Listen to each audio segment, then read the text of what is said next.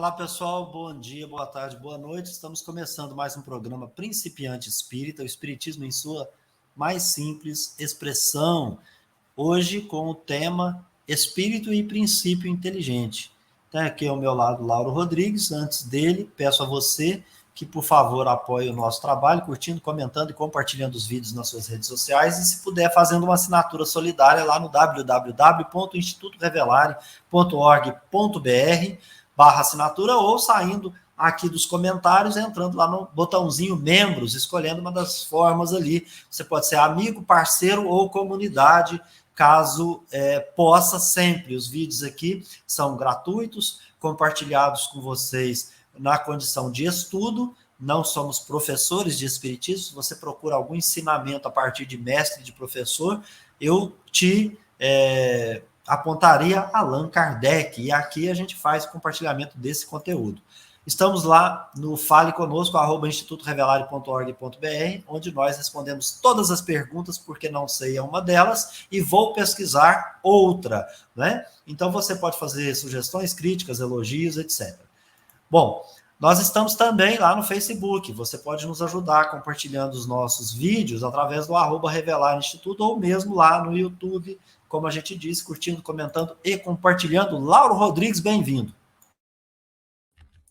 Beto Ramos, olá para você, olá para você também que está nos assistindo, estudando conosco nesse momento, muito obrigado. E Beto, vamos lá, né? Vamos seguir nesse item dessa obra, e o que é importante, necessário, a gente trocar uma ideia sobre princípio inteligente, espírito, agora é espírito com o E maiúsculo, espírito, aquele ser inteligente da criação. É necessário a gente compreender, diferenciar um e outro nesse processo evolutivo. Beto Ramos? Perfeito, Laurinho. Então nós vamos hoje, diferente dos outros encontros, esse vídeo é gravado, viu, pessoal? Está indo ao ar aqui na live das 12, então, portanto, não deixem de comentar aqui, tanto no chat quanto também após a descrição. Vamos tratar de dois itens, que é o 3 e o 4. No 3, nós temos a seguinte descrição. O espírito, propriamente dito, é o princípio inteligente. Sua natureza íntima nos é desconhecida. Para nós, ele é imaterial, por não possuir nenhuma analogia com o que chamamos matéria. No item 4, os espíritos são seres individuais, possuem um envoltório etéreo e imponderável, chamado perispírito, espécie de corpo fluídico, etéreo e imponderável, chamado chamado perispírito, espécie de corpo fluídico, que é o tipo da forma humana. Então, vou reler esse item para não ficar errado, Laurinho. Os espíritos são seres individuais, possuem um envoltório etéreo, imponderável, chamado perispírito, espécie de corpo fluídico, que é o tipo da forma humana. Povoam os espaços, que percorrem com a rapidez do relâmpago e constituem o mundo invisível. Então, nesse caso aqui, a gente vai ficar com esses itens 3 e 4, que são complementares, e num próximo encontro, a gente vai falar do item 5 e seguintes, que também tem um manancial de informações. Antes de passar a palavra para você, Laurinho, quero replicar que no vídeo anterior, a gente trouxe para todos e todas a ideia do Galileu Galilei. A gente trouxe uranografia geral, a gente trouxe algumas informações acerca desse mesmo tema. Então, lá também tem uma explicação acerca disso, acerca do espírito, do momento e tudo mais. No item 5, Laurinho, ele começou dizendo, desconhecemos a origem do modo de criação dos espíritos, mas a gente não vai fazer isso agora, não. A gente vai falar depois. Só que no vídeo passado, a gente mencionou isso, a gente falou disso. Então, são vídeos complementares. Você está chegando aqui pela primeira vez, é bom assistir os vídeos anteriores, que com muita calma a gente vem compartilhando algum conteúdo, sem querer ter razão em nada. Nós estamos estudando aqui, né? Então, Laurinho, imponderável é o nome dado a cada um dos fluidos cuja matéria não pode ser revelada através dos instrumentos conhecidos, né? Então, passo para você fazer um comentário dos itens 3 e 4 e dos itens dentro deles aí que você queira nos contribuir com o seu raciocínio, com a sua opinião. Não, Beto, beleza. Primeiramente, eu peço permissão aqui para a gente compartilhar, deixa eu voltar aqui, compartilhar no Livro dos Espíritos, a questão de número 23 é de suma importância, porque aqui está sendo construído a ideia do princípio inteligente e vai avançando, porque nós estamos falando em Trindade Universal. O Beto citou isso no vídeo anterior a esse. Trindade Universal, Deus sendo o criador de tudo, causa primeira de todas as coisas, e aí dois elementos do universo, né? Além de Deus, é claro, que é espírito e matéria. Mas vamos precisar construir essa ideia aqui. Então, a pergunta está lá no Livro dos Espíritos, está aqui para a gente, que é o espírito. Mas vamos observar aqui, nessa tradução, que é a tradução correta, que espírito aqui está com o E minúsculo. É muito importante isso, porque lá adiante, Kardec vai explicar isso aqui. Que é o espírito? O princípio inteligente do universo. Bom, o Beto agora há pouco leu, né, que o espírito é o princípio inteligente. Mas só que ele está no estado, quando ele chega a espírito com o E maiúsculo, é porque ele já passou por um processo de individualização. Aí, já para complementar aqui, qual a natureza íntima do espírito? Ele vai dizer que não é fácil analisar o espírito com a nossa linguagem, né? Para vós ele é nada, nada é, por não ser palpável. Para nós, entretanto, é alguma coisa. Ficai sabendo, coisa nenhuma é o nada e o nada não existe. Então, o espírito até dá uma filosofada aqui, trazendo essa ideia para nós de que o princípio inteligente é alguma coisa. E aqui na leitura, no item 5 aqui, deixa eu voltar aqui do livro, no item 3, deixa eu ver aqui, no item 4, ele vai dizer que tem um invólucro etéreo imponderável chamado perispírito, espécie de corpo fluídico, tipo da forma humana, povoa o espaço e percorre com a rapidez do relâmpago, né? Então, a gente vai entender aqui, esse princípio inteligente, qual que é a natureza íntima dele? Não sabemos, mas sabemos que ele é alguma coisa. O que vai, então, no futuro desse princípio inteligente, caracterizar a sua individualidade? Ele desenvolver a razão, a inteligência, a razão, o senso moral. A partir daí, ele se reconhece como ser individual. Mas antes disso, ele já tem um perispírito? Sim, só ele não se reconhece ainda como ser individual. Então, esse perispírito, né, esse elemento fluídico que nós falamos no vídeo anterior, que é a matéria, o fluido cósmico universal, que é esse ser, ele extrai desse fluido universal o seu corpo fluídico e que vai se elaborando ao longo do tempo. Mas é preciso, então, entender aqui, já de início, que o princípio inteligente, ele está passando por uma fase de elaboração, de progresso, percorrendo os reinos inferiores da criação, para que depois, no futuro, quando somente Deus sabe, ele se torne um espírito com E maiúsculo, que nós vamos falar agora há pouco. Beto, mas eu devolvo para você aí. Certinho, Laurinho. Então, você trabalhou a questão 23, e importante a gente lembrar também que nesse item 3 há a questão 76. Então, veja bem, no item 3, o espírito propriamente dito é o princípio inteligente. Kardec errou, né, Laurinho? Kardec errou. O espírito e o princípio inteligente é a mesma coisa. O espírito, propriamente dito, é o princípio inteligente, gente. É isso mesmo.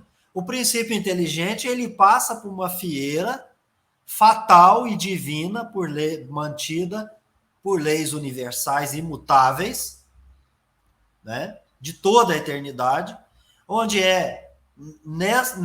nesse processo contínuo de perpétua evolução que os espíritos saem de princípio inteligente para chegar, de fato, nessa condição de espíritos, depois a espíritos puros.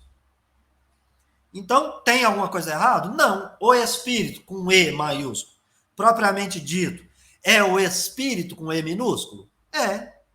Ou seja, o que é o espírito com E minúsculo? O Lauro colocou. O princípio inteligente. Então, quem dá palestra dizendo que uma é a mesma coisa, está errado. Não foi isso que Kardec disse.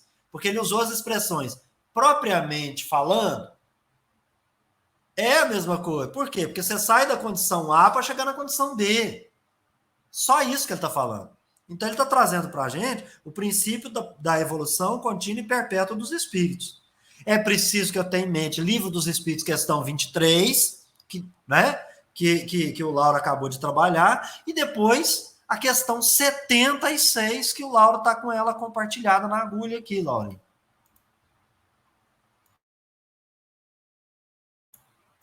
E, Beto, eu queria acrescentar na sua fala sobre entender que princípio inteligente, o espírito, propriamente falando, é o princípio inteligente, é a mesma coisa, o pneu. O pneu, a origem dele se dá no látex. Mas ninguém vai olhar um carro, um caminhão, e falar só tem aquele carro lá tem 4 látex novinho. Não, vai falar aquele carro lá tem quatro pneus novos. Mas a origem daquele pneu é onde? Lá no látex. Então, nós temos que diferenciar. Látex, então, é o processo,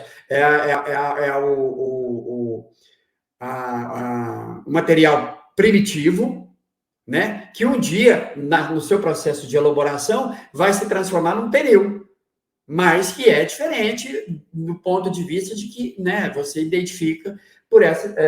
olhando, fala, nossa, hoje é um pneu, mas um dia ele foi um látex. Bom, isso aqui é só para a gente conversar um pouquinho, né, sobre essa analogia meio atrapalhada aqui, meio grossa que eu trouxe, mas eu acho que dá para a gente conversar. Origem e natureza dos espíritos. Vamos lembrar lá atrás, questão 23, que é o princípio inteligente. Né, que o que é o espírito com E minúsculo? Princípio inteligente do universo. Do universo. Agora, origem e natureza dos espíritos, agora observe que lá na 23 ele pôs espírito com E minúsculo, e aqui agora esses espíritos estão com E maiúsculo. Que definição se pode dar dos espíritos? Questão 76. Pode dizer-se que os espíritos com E maiúsculo são os seres inteligentes da criação. Seres inteligentes da criação. Povoa o universo, fora do mundo material. Agora, a Kardec traz uma nota, que essa nota aqui, ela tem que ser conversada. A palavra espírito, com E maiúsculo, é empregada aqui para designar as individualidades dos seres extracorpóreos. Agora, preste bem atenção. E não mais o elemento inteligente. O princípio inteligente, Kardec está falando aqui, do universo. Então, agora, então quer dizer que o espírito humano, ele não é mais o ser inteligente do universo? No processo didático, não mais. A gente tem que separar isso. Mas entendendo que um dia ele passou por um processo de elaboração e chegou a espírito individualizado, espírito com E maiúsculo. Beto Ramos, te devolvo. Perfeito, Laurinho. Perfeito. Adorei. A questão é a seguinte, eu já fui látex, agora eu sou pneu, entendeu? É mais ou menos isso aí, tá certinho. Já fomos princípio inteligente, agora somos espíritos. Mas nós temos origem lá, nós fomos elaborados lá, nós somos individualizados lá. E aí o Galileu, no item 19 do capítulo 6, Uranografia Geral, lá da obra A Gênese, ele vai informar lá como é que isso se deu e qual é a fieira fatal para cada um, mas que ele pede para não fazer tábula rasa daquela informação, e o Kardec em outro momento vai dizer que cada individualidade se elabora de uma maneira específica dela própria. Bom, dito isso, Laurinho, vamos passar então para algumas questões mais ou menos didáticas, como você colocou aqui. Então, a natureza íntima do princípio inteligente é desconhecida. Né? A natureza íntima do espírito é desconhecida. Portanto, o espírito não é matéria. Por quê? Porque desconhece. Poderia até ser chamado de uma matéria, não sabe, nós não vamos tratar disso. Portanto, O Livro dos Espíritos não trata, Laura, especificamente do princípio inteligente. Ele explica um pouquinho até lá e depois diz assim, olha, a palavra espírito agora vai ser empregado para designar as individualidades dos seres extracorpóreos e não mais elemento inteligente do universo. Isto é, agora nós vamos tratar do espírito humano, do espírito desencarnado, do espírito encarnado, das questões fundamentais que envolvem o que está fazendo aqui, para onde vai, qual é a sorte desses espíritos, que é, como a gente mencionou, dentro da Trindade Universal, ele é a sequência do princípio inteligente. Ele está lá na fieira, no processo evolutivo, ou o princípio da evolução contínua e perpétua dos espíritos. Então, essa é uma das coisas. Então, aqui é tábula rasa. Aqui é desconhecido. Você imagina se os espíritos superiores desconhecem, a gente aqui também não vai se dar ao luxo de ficar fazendo sisteminha, porque isso é bobagem. Então, vamos superar isso, porque esse não é o ponto que a gente deve fixar a nossa busca, a nossa investigação. É desconhecido e está desconhecido. Pertence aos mistérios de Deus, aos desígnios de Deus. Então, não nos interessa saber quando é que eu fui criado, né? Não tem essa. Agora, o Kardec escreve isso que eu acho interessante. Para nós quem? Nós, com o conhecimento que possuímos, auxiliado pelo conhecimento dos espíritos, até onde podemos investigar. Então, a gente conhece matéria como algo que vocês vão escutar o barulho aí, ó. Né? Barulhão que fez aí. Então, presta atenção. Matéria é isso, para nossa concepção. Então, ele vai dizer, nessa concepção, princípio inteligente e espírito, cuja natureza íntima, origem, não sabemos quando foi criado, em que momento, como é, nada. Para nós, ele é imaterial. Agora, qual o motivo? Porque eu não consigo fazer nenhuma analogia, não vem uma ideia, eu não consigo ver um objeto, eu não tenho paralelo, parâmetro. Não tenho. Então, eu não posso fazer uma analogia. Eu não posso, transcendentalmente, abstrair da nossa experiência empírica, de relacionar com coisas e objetos, de fazer uma ideia para ter uma intuição do que seria. Como eu não tenho isso, Kardec está dizendo, ele é imaterial, porque a matéria que eu conheço é aquilo que o Beto acabou de bater ali, fazer aquele barulhão, por não possuir nenhuma analogia daquilo que chamamos matéria. Mas olha, Laurinho, que lá no item 3.5.1 da obra Revolução Espírita, onde o Paulo escreve acerca da alma imaterial e seus dois corpos, lá tem uma remissão na Revista Espírita de 62, eu até acho que falei em algum momento aqui, que é de 66, mas perdoem aí a 62, né? Nunca disse que o perispírito constitui a alma. A palavra espírito diz positivamente o contrário, uma vez que especifica um envoltório ao redor do espírito. A doutrina espírita não tira nada a imaterialidade da alma, só lhe dá dois envoltórios em lugar de um durante a vida corpórea e um depois da morte do corpo, que não é uma hipótese, mas resultado da observação. E com a ajuda desse envoltório, se faz conceber melhor a individualidade e explicar melhor a ação sobre a matéria. Né? Então, aqui ele mencionou sobre o perispírito. Né? Depois, mais tarde, Lauren, ele falando, né, sobre o Immanuel Kant, né, ele vai dizer que há uma teoria do Kant, já eu compartilho com vocês, há uma teoria do Kant que falava assim, o nosso conhecimento é limitado, e como ele é limitado, a gente não tem condição de ficar querendo conhecer tudo da metafísica. E o Kardec vai dizer assim, a gente concorda, só que o que a gente não concorda é o seguinte, lá no mundo espiritual tudo é imaterial. Ele falou assim, não, nunca dissemos isso, os espíritos também não.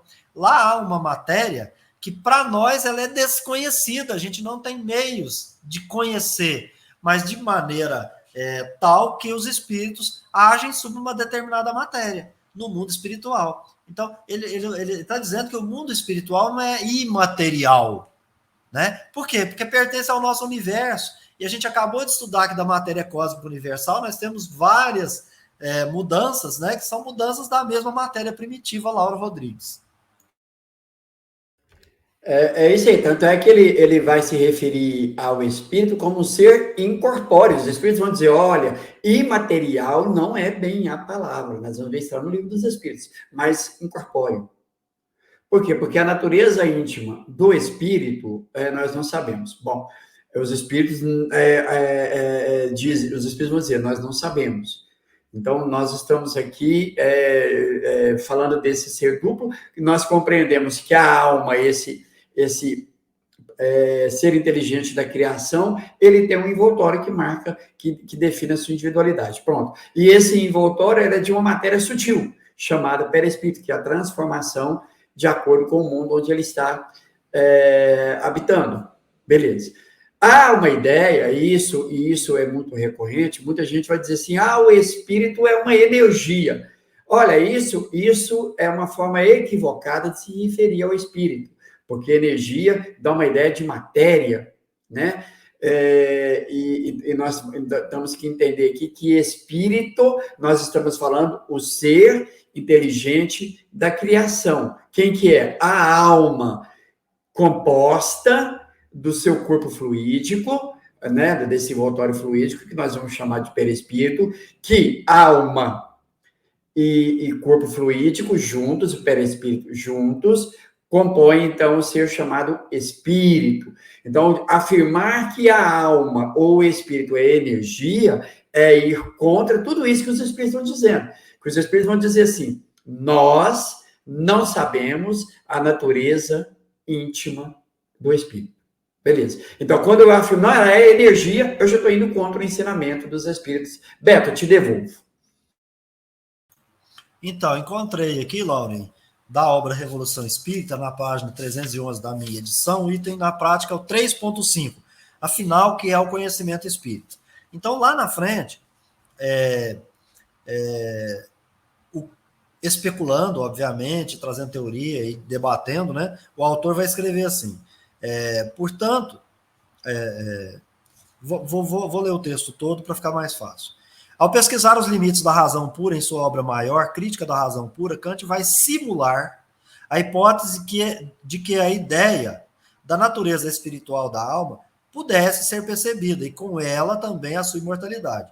Kant considera o conceito metafísico de que essa alma é de natureza incorpórea ou imaterial. Desse modo, mesmo que ela pudesse ser reconhecida como uma verdade, não tendo nada de material ou observável nesse conceito, ele é meramente negativo e não amplia o mínimo que seja o nosso conhecimento, mas contém matéria de onde possamos extrair consequências que não sejam ficções e que a filosofia não pode permitir.